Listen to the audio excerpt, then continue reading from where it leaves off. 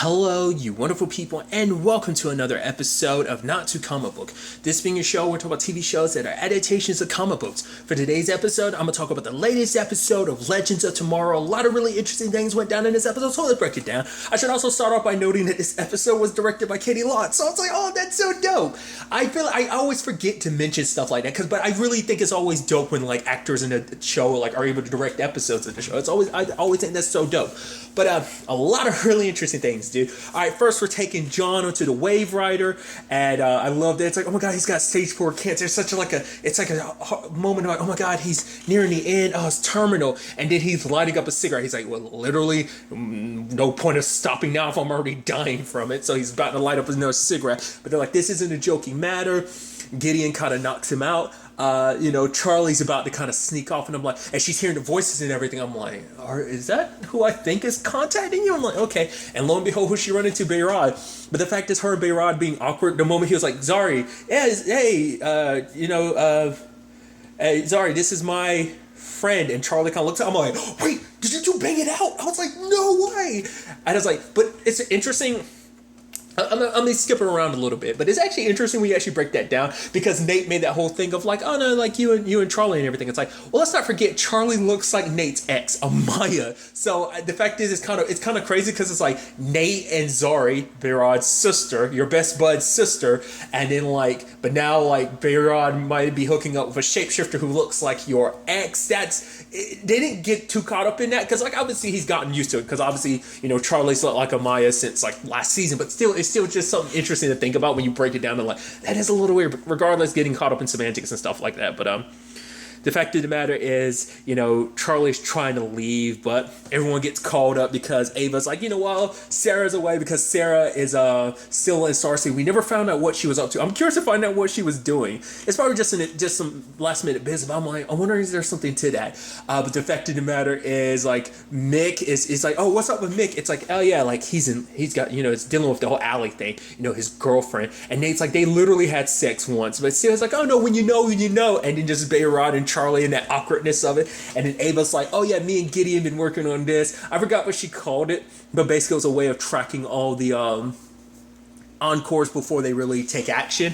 And the fact of the matter is, the only person that clapped was Ray. It's such a shame. All the work and all the stuff that Ava does, Ray seems to be the only person on the team who really appreciates it. And then Nate comes around, he's like, oh yeah, I got this. And he comes in with an electric scooter. Everyone's like, oh my god, look at it, it's so awesome. He's kind of like, yeah, I know, it's pretty cool. And Ava's like, literally, I did all this work and you're impressed by a scooter? And he's like, it's Scoot Magoots. And then Zari gets to ride first, and Ray's like, oh, Nate, it's my turn next and everything. I love that. So basically they go to 1997 Hong Kong. I love the way this episode looks, especially when Genghis Khan walks out and there's a dove that flies behind him.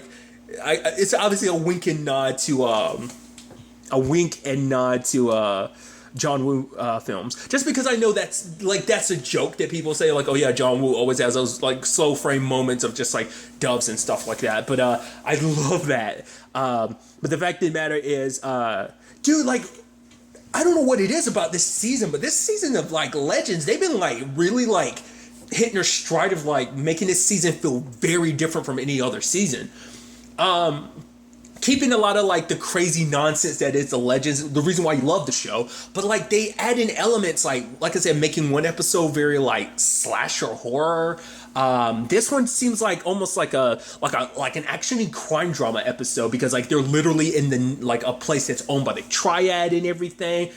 Hell, literally it broke out to a shootout. I'm like, this does not feel like Legends. That feels like something you see in gun battle in a Triad place. That seems like some stuff you'd see in Arrow, which actually when you think about it in the grand scheme of things, especially Katie Lotz directing this episode, it would kind of make sense, considering obviously she started in Arrow. Doesn't she have stunt background work or something like that? I think she does. I could have sworn like she has background and stuff like that. Maybe I'm remembering someone saying that from years ago, but maybe that's not the case. Maybe I'm confusing stuff. But regardless, the fact of the matter is they saw Behrad with his earpiece and they're like, "Cop!" And you're like, the ladies stand up and like, "No, we're the cop." I'm like, "Yo, they're going full blown Charlie's Angels," which is I was about to say is a weird example to make because like Charlie's Angels hadn't come out yet, but I'm forgetting Charlie's Angels was originally a show in the '70s before it got rebooted with Drew Barrymore, Lucy Liu, and Cameron Diaz.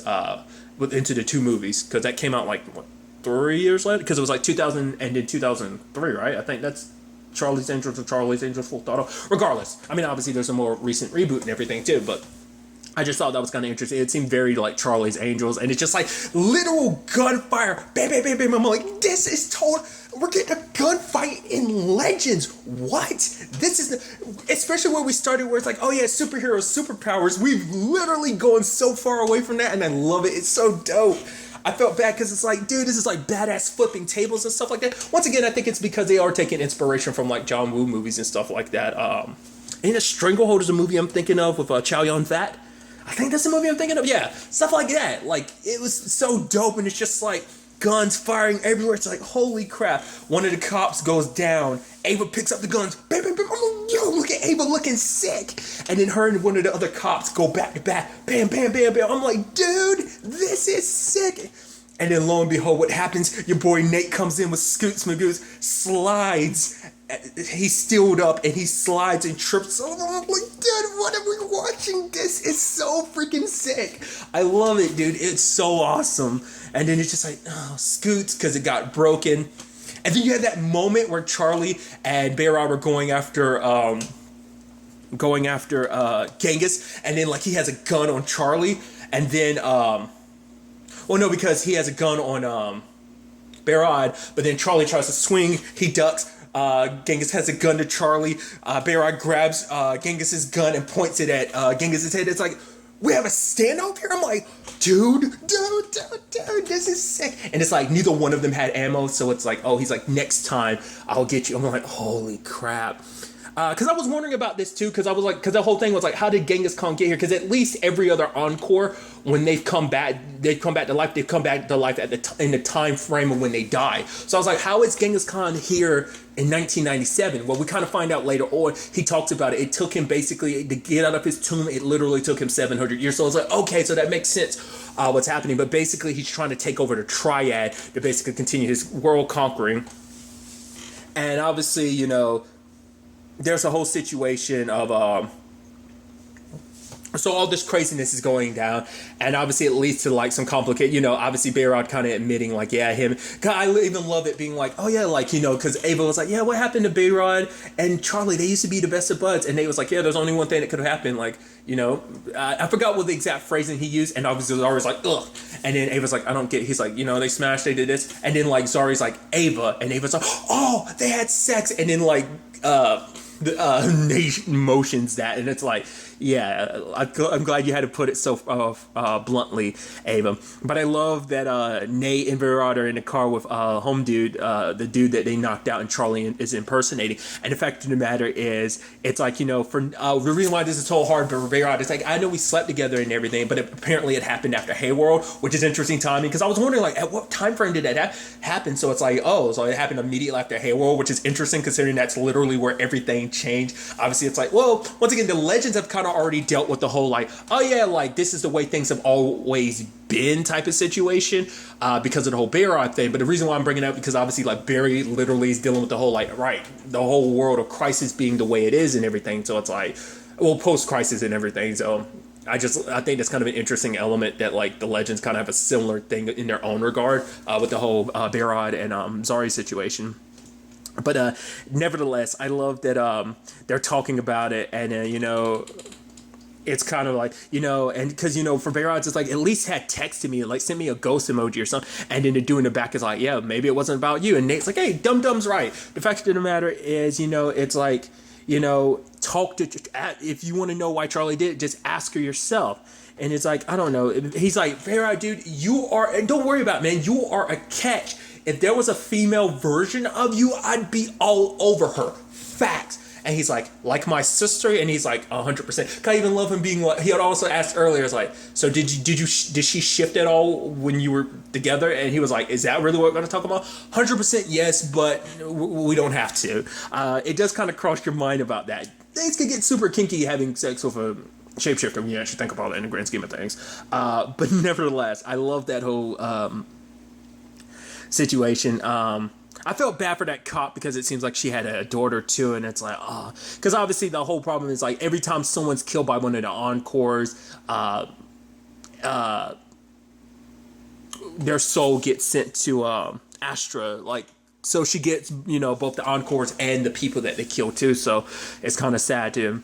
I was like, because it seemed like we saw at least one of the other cops die, so I'm guessing the other one died too. But it's like, I also love that she had nothing to say about the fact is that Nate stood up in front of her. It's like, no, don't get too caught up in those semantics. It's just like, we're having fun here. Shut up. Just accept it. And I'm like, I'm totally okay with rolling with the bunches in that. But the fact of the matter is, Charlie ends up leaving after the, Sting, the operation doesn't go the way they kind of want to.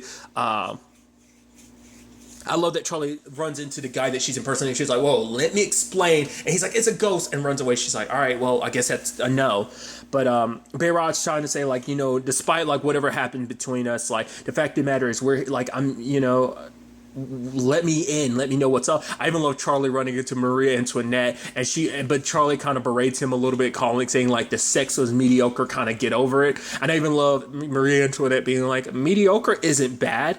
And so it's just like, I love that I love that that's just gonna be a thing where like Courtney Ford is just gonna be playing that character alone. Like when she's probably not Nora, she's most likely just gonna be Maria Antoinette as well. So I would love that this is like, you're gonna be on the ship for a while until we figured out this whole Encore situation. But I love it.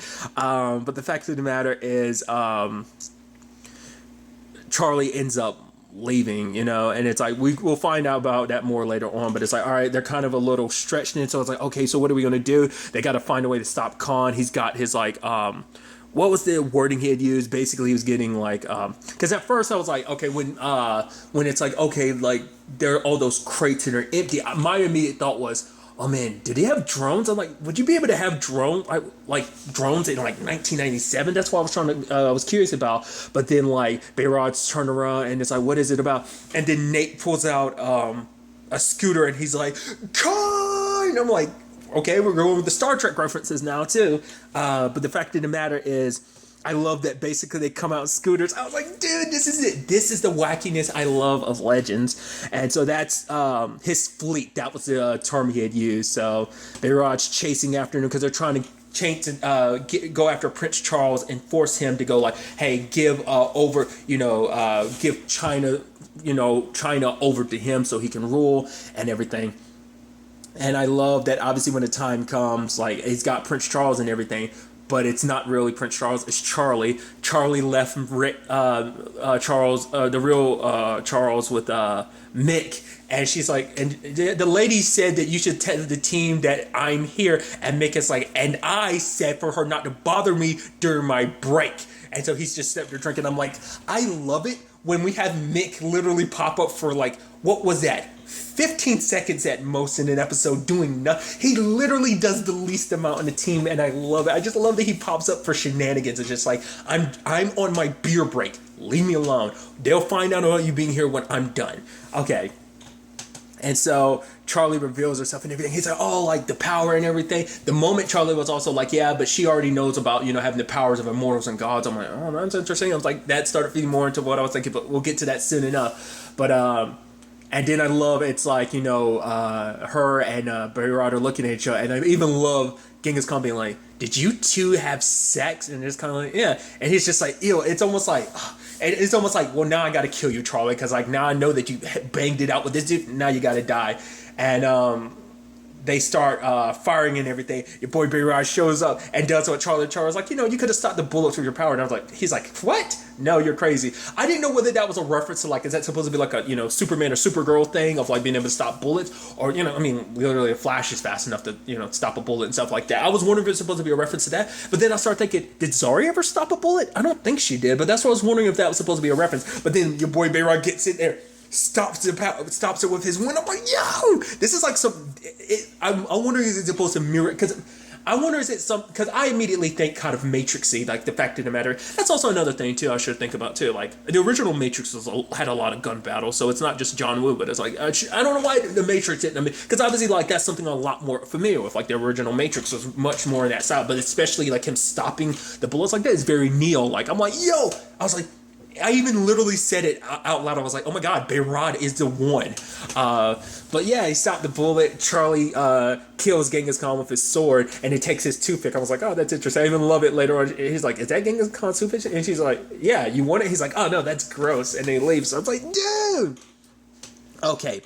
So there's that side of things. And then finally we get Charlie explaining her backstory. She's like, all right, I'm going to tell you guys what's up. And I love Nate's literally circling around with his scooter. But the fact is she explains it. She's one of the Sisters of Fate. I was like, I know it. When we started talking about the Loom of Fate and stuff like that, I'm like, are you one of the 3 sisters? She totally is. I was like, oh my God. I love that. Like when we got introduced to Charlie, she was just some shapeshifter. Now we're giving her this heavy ass backstory, especially that line of like, oh, like, immortals and gods. I'm like, we obviously know, like I said, because I think I even referenced it last episode. I was like, yeah, because when I think the Sisters of Fate, I'm sure like maybe they popped up in the Hercules and Xena show, but I'm more familiar with them from the Hercules Disney cartoon, because remember they have that one eyeball that they pass around to each other, like they kind of take it from each other. Like I imagine that. I know. I even love Nate making a reference to her being like, oh, you mean like those old ladies? And Charlie's like, that's a little offensive, but no. And it's like, oh, but that's what this has all been about. The fact of the matter is that she's running from it all, because she's like, no one should have that much fate as power, literally being able to weave and control people's destiny.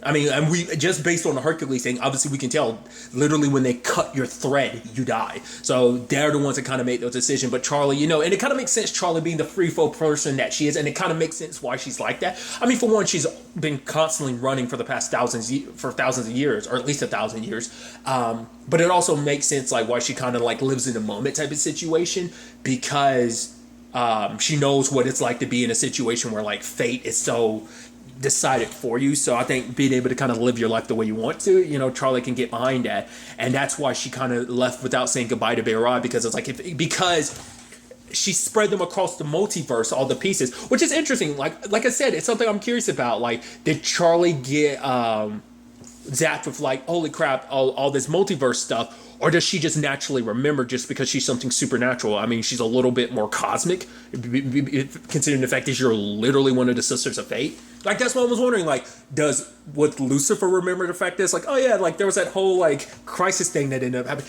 That's why I'm so curious if they're going to reference that in Lucifer season 5. Like, oh, that whole thing.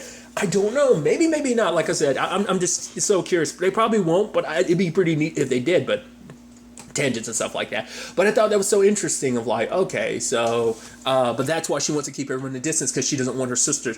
Also, speaking of crisis really quickly, the fact is there was a little look on Zari's face. I was like, what the hell are you people talking about? But they didn't go into it, so like it's probably a thing on Zari's like, I'm not going to get too caught up in it. But the fact of the matter is also, I love the fact is that she was kind of like the history, because even Nate was like, whoa, were you doing research? And she's like, oh yeah, I'm sorry, that was totally your thing. He's like, no, it's totally cool. They did to like, because he probably feels good about like bonding over like the history stuff with Zari. I think she's kind of taken to it nicely, because actually the research she was doing about Prince Charles actually kind of came back full circle, playing a pivotal role in this whole operation. But getting back to what I was trying to say, that's why she keeps everyone in distance, because she knows her sisters are coming here now that like all the pieces are here on one Earth now. So it's only a matter of time before they track her down and kill her for betraying them, I'm assuming, and taking the loom and breaking him, because they had all that power and everything. And it's like, oh, you took that from us, so. But obviously, it's like after we're the legends, so it's like no matter a whole bunch of old ladies, we'll take them down, because like, hey, you've fought in so many things. You've fought in plenty of mysteries. You fought demons. There's so much that the legends have accomplished that it's like ladies who can control fate. I mean, granted, they need the loom, but hey. It's also interesting when you actually think about it too. Like the timing is actually interesting, because like Charmed and everything. It's like funny because the Charmed ones currently on Charmed don't have their powers at the power of 3, and now it's like, oh, the complicated nature between these two, these Sisters of Fate. So I don't know. I just thought that was just interesting. Also love the fact is that Charlie was like, if I use my real form, it would actually like burn your eyes, and if you actually heard my real voice, it explodes your ears, just because you. I think it's kind of that thing of like, if you saw, wasn't it Angels in Supernatural, where they were like, basically if you saw our true form, it would basically kill you because it would just be too much for your mind to like process and handle, it would kill you. I want to say it's Supernatural that had that line, but I could be mistaken. So that's one side of things. The other side of things is Gary and Ray going along with John, who's trying to figure out this whole situation. About first, he's trying to figure out like who did all this, because he knew like what's happening to him. Stage 4 cancer hitting him like this. It's like, nah, like someone had to mess with do something magical, and he was trying to actually contact, I guess, heaven to see if they were behind this. But then he ends up kind of momentarily dying and finding out that Astra's behind all of this. And that's got to be kind of like a sucker punch to this whole situation. And I love that whole thing of like her, like, oh, look at you, you're so desperate. Like, oh, people, John, you sound so pathetic. He's like, no, the real pathetic thing is someone who's so desperate to rule over hell is too scared to actually give living a chance. So, but luckily they were to bring John back, and obviously they're looking for different opportunities. Nora brings like the little girl she's looking after right now to over, and that little girl's kind of mean. It's like, fine, I'll cure your friend with my wish, but you got to do something for me first. And Nora's like, oh, we're working on it. And then like Gary was like, oh, come on, you're going to do this. He's the master of dark arts. You're going to do it. She's like, shut up, Four Eyes. And then Constantine got scary. He's like, if you don't, when I die, I'm going to come back and I'm going to haunt you. She's like, okay, I wish for you to cure your scary British friend. Does it? Sadly, it's not enough. So the little girl wants to go home, and Nora kind of leaves, and Ray, she's like, bye, Ray. And he's like, bye, Nora. And I was like, oh, like you two haven't been able to spend an extensively long period of time together since, the whole being a fairy godmother situation now. I wonder if there's going to be any like removing that situation, or is that just going to be a constant? I'm curious. But obviously they tried other means and nothing. Kind of love how John is so like tough and everything. He's like, oh, nothing's going to stop me. You had Gary being like, oh yeah, I brought this with you. It's got honey. And he's like, oh, that's good. But it's just Constantine being the right bastard that he is. The fact is he's kind of yelling at everybody, getting pissy and stuff like that. Because John, because he even talks about it later on, he kind of expected to kind of go out a different way. Lung cancer wasn't what he expected. He thought it'd be, a hazard of the job, a demon or an elemental killing him. But the fact of the matter is not the way, because John kind of wanted to go out on his own terms. So he's like, I'm not going to let Astra win. The fact of the matter is he kind of sends Ray and Gary away, even though they're there trying to help him. It's like the whole thing of like, because Gary's like, oh, will you have on your bucket list? It's like, goodbyes is for suckers, and, basically bucket lists are for people who are too cowardly to carpe diem, seize the day. And Ray's like, well, the fact of the matter is I have a bucket list. But it's like, and he kind of sends everyone away. And he's talking to his staff, because the dog head on top of his staff is kind of like, okay, like you're kind of being a right bastard about this whole thing. You literally sent, he's like, if you don't, I would literally shove you where the sun don't shine just to shut you up. And he's like, I bet you like that, wouldn't you? And then you'd actually like that, wouldn't you? And Constantine has a look on his face like, honestly, maybe I would. But the fact of the matter is like, you literally sent away the two people that would be considered friends to you. And it's like, yeah, despite you being the bastard that you are, Gary, for whatever reason, likes being around you, likes you being his friend and mentor. And Ray, well, to be fair, that's the beauty of Ray. Ray's literally friends with everyone. He obviously him and like Mick had their complicated relationship, but they became good friends. Obviously, like him and Nate are best buds, him and Berat are best buds, like that trio of idiots. So it's kind of like, it's a beautiful thing. So that's just like Ray in general. But Constantine goes to him and it's just like, oh, they're like, oh, we're so happy, like you'll spend your time with us. And he's like, all right, Gary, go ahead, sit down, stop making such a fuss. And it's like, oh, it's actually kind of sweet. And it's like, talking about, well, for one, Gary's over there a hot mess because of this whole situation, especially when you have Constantine having Ray read the will, and it's like, all right, oh, he's leaving you this place, Gary. And Gary's like, and he's like, I thought that was going to make you smile and not just turning blubbering even more. And it's because Gary's like, oh, I'll take care of this place. I'll feed the hellhounds and everything. It's like, all right, so what's on your bucket list, Ray? And Ray's like, I'm going to propose to, I want to marry Nora. And it's like, well, why aren't you doing it? He's like, well, my previous engagements didn't work out well. And I'm like, ooh, that's super right. Let's not forget his first fiance died during the siege in season 2 of Arrow, the whole situation with Slade. Him and his Mirakuru army. So it's like that. Plus, things didn't work out between him and Felicity because obviously she ended up with Oliver. So, very complicated situation in that regard. So it's like you could tell he's a little reluctant to kind of go down that lane again. Also, like, once again, relationships haven't always worked out for him because the last relationship tiptoeing towards a relationship he had was with Hawk Girl back in season 1, but obviously that being a very complicated thing. But still, aside from all that, it's like that's why Ray's kind of reluctant to take the step. But obviously Constantine's like, you need to live in the moment. You need, it's like, honestly, it's like, if only I could have a little more time with you guys. But it turns out he poisoned himself. He ends up dying again. And Astra's there. She's like, are you going to try? And he's like, no. The fact of the matter is, he's not going to try to, but as I want you to know that your mom never gave up on you. She wishes like the best for you. And so start singing the tune that's like, she's like, that was me, between me and my mom, that was our song. And he's like, yeah, but she sang it to me first, because obviously Natalie, once again, as we found out last episode, Natalie and Constantine have known each other since they were kids. But the fact of the matter is, Astra's like, can you really change everything? He's like, if I can get the Loom of Fate, I can change your mom's fate. I can make it so that she didn't die, she didn't kill herself, and you wouldn't have gone down the path you did, because I wouldn't have been so desperate to bring her back the way I did, and that led to you ended up where you are. So she gives John more time, and she's like, I can change it at any point in time. So John's back to life, and it's like, hey, he's running around celebrating. He hugs Ray, and Gary's got his hands open. It's like, oh, like Constantine runs past him and then runs over and kisses Gary. And it's like, oh, and he's like, I can't believe I was about to leave you my house. He ends up crumpling up the wheel and throwing it in fire. It's like, so what are you going to do? He's like, I got to talk to a lady about a loom. And it's like, all right, obviously Charlie's not going to want that in anyone's hands, because obviously things could go sideways, because you can know what that could potentially do. Like, the fact is, Constantine finally gets his hands on it, and then most likely Astra steps in and decides like, oh, I'm going to take this for myself, or maybe someone else is going to take it for themselves to decide like, oh, I'm a make this power my own. I should also note, I forgot to talk about it, Sarah literally coming back after Charlie gave her exposition. And it's like, oh, so what did I miss? And literally everyone's talking all at once. I also love that as she was coming through the door, she was tripping over a scooter. So it's like, it seems like everyone got one. It's like, I wonder if we're going to see those.